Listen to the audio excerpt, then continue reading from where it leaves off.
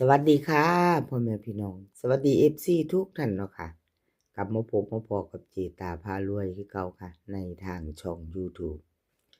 คลิปนี้เจตาก็จะวางแนวทางของฮานอย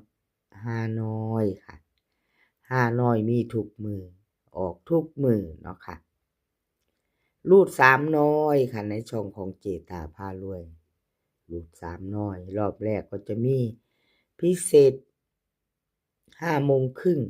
รอบที่2ปกติ6 โมงครึ่ง VIP 1 ทุ่มครึ่งเห็นอยู่นี่ประวัติของเจ๊ปากแดงค่ะรูด3น้อยของเจ๊ปากแดง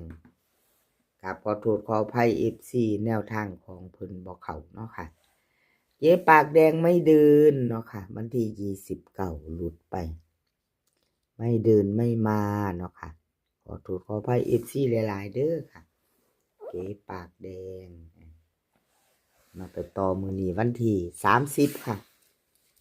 เป็นวันอังคารที่30วันอังคารที่30ฮานอยรูด3น้อยเนาะค่ะรูด3น้อยมีทุกวันออกทุกวันเจ๊ปากแดงค่ะรูด3น้อยรูด3น้อยเพิ่นให้มา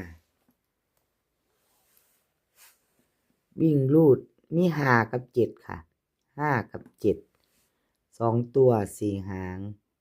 59 50 72 71เบิ้ลค่ะ55 77 3ตัว2หาง75 72 750วันที่30เป็นมื้อนี้เนาะค่ะรูด3น้อยกับเจ๊ปากแดงชอบก็จัดคัดกับพานเนาะค่ะ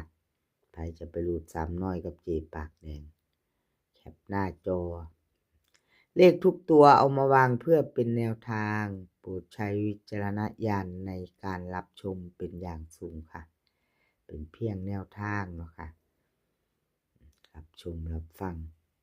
ขอโทษขออภัยคันแนวทางมันหลุดไปเนาะค่ะแคปหน้าจอค่ะแคปหน้าจอไว้ไปต่อมื้อแรงซิมเบิ่งอีกมื้อแรงรุ่นใหม่3รอบเนาะค่ะรูด3น้อยเนาะไปต่อรุ่นใหม่มื้อแรงลุ้นกันใหม่ลุ้นกันใหม่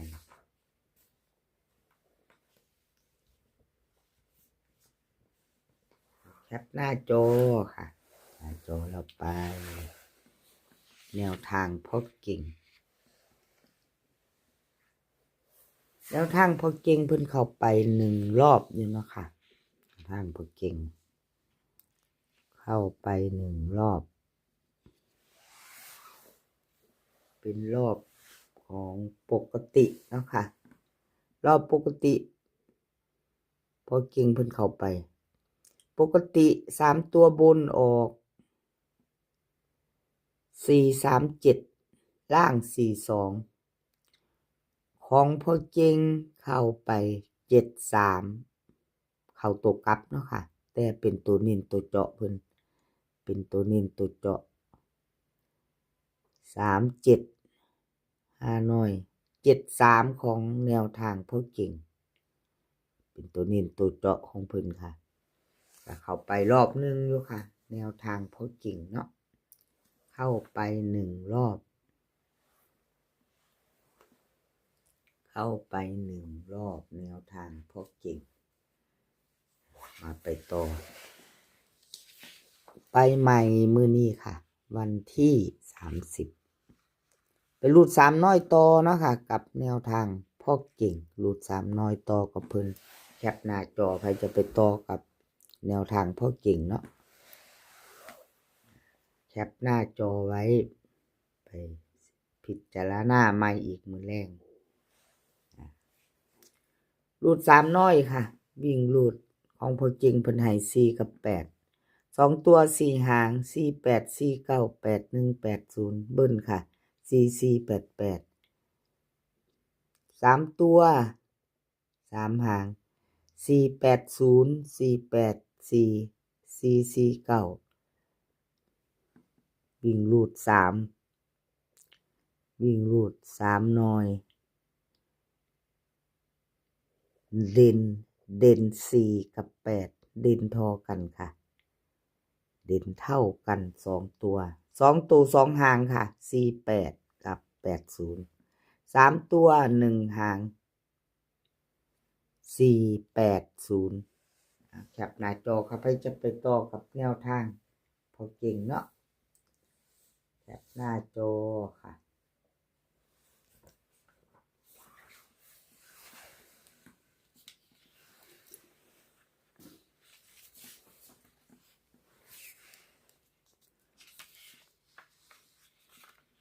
เจตาพารวยนี่ก็รุดไปเด้อค่ะพี่น้องกราบขอโทษขออภัยเมื่อวานนี่บ่เดินบ่มาบ่เข้าเนาะของเจตาครับขอโทษขออภัยหลายๆค่ะรูด3 หน่อยวันที่29ไม่เดินไม่มาเนาะมื้อนี้เป็นวันอังคารค่ะวันอังคารขออภัยหลายๆมาไปใหม่มื้อแรงรูด3 หน่อยกับเจตารูด3 น้อยค่ะเจตาพารวยค่ะรูด3 น้อยวิ่งรูดค่ะเจให้7 กับ 3 7 กับ 3 2 ตัว4 หาง7473 3031เบิ้ลค่ะ7733 3 ตัวค่ะ730374วิ่งรูดเด่น7รอง3 2 ตัวค่ะ2 ตัว2 หาง73กับ30 3 ตัว1 หาง730เอาแคปหน้าจอครับให้จะไปต่อกับเจตาพารวยรูด3 น้อยค่ะรอบแรกจะมีพิเศษรอบที่2ปกติรอบที่3 VIP ค่ะ5 น้อยมีซุมือออกทุกวันได้แก้มือกันทุกมือเนาะค่ะFC ใครจะตามใครจะไปต่อเอาที่ชอบค่ะชอบก็จัดขัดก็ผ่านเนาะชอบก็จัดขัดก็ผ่านต่อไปค่ะ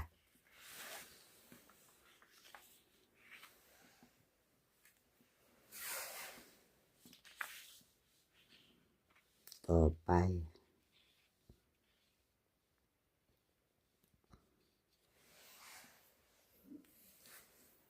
สมใจสมใจก็รูดไปค่ะเขาตะวิ่งรูด3 รอบสมใจกับขอโทษขออภัยค่ะ FC 2 ตัวเบิ้ล3 ตัวไม่มาไม่เดินเนาะค่ะขอโทษขออภัย FC แทนสมใจหลายๆเด้อค่ะ FC ที่เพิ่นเข้ามารับชมรับฟังเนาะเอามาเป็นกำลังแรงใจให้ทางช่องของเจตารับชมรับฟังแนวทางรูดไปบ่เดินบ่เข้าก็กราบขอโทษขออภัยหลายๆค่ะมาไปต่อมือนี้สมใจวันที่30รูด3 น้อยเนาะค่ะแนวทางใหม่อะไรก็เกิดขึ้นได้เนาะค่ะพี่น้องอะไรก็เกิดขึ้นได้กับแนวทางเนาะสมใจค่ะรูด3 น้อยสมใจรูด3 น้อยวิ่งรูดค่ะเพิ่นให้9 กับ 4 2 ตัว4 หางค่ะ96 95 47 46 47 46เบิ้ลค่ะ99 77 3 ตัว3 หาง946 495 947วิ่งรูดเด่นเท่ากันค่ะเด่นเท่ากัน2 ตัวเนาะค่ะเด่นทอกัน9 กับ 4 2 ตัวเน้น2 หางค่ะ95 กับ 46 3 ตัวเน้นหางเดียว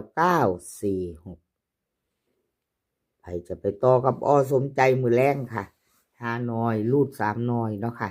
รูด3 น้อยไป5 น้อยมือแรงในช่องของเจตาพารวยเนาะ คลิปนี้ขอให้พี่น้องโชคดีกับห้าน้อยมื้อแลงทุกคนเด้อค่ะ ขอให้โชคดีวันนี้ก็ขอให้มีความสุขขอให้สุขภาพร่างกายแข็งแรงกันทุกคน เดินทางไปไสก็ขอให้ปลอดภัยค่ะ เดินทางไปขอให้มีโชคกลับมาขอให้มีชัยคลิปหน้าพอกันใหม่คลิปนี้ก็สวัสดีค่ะ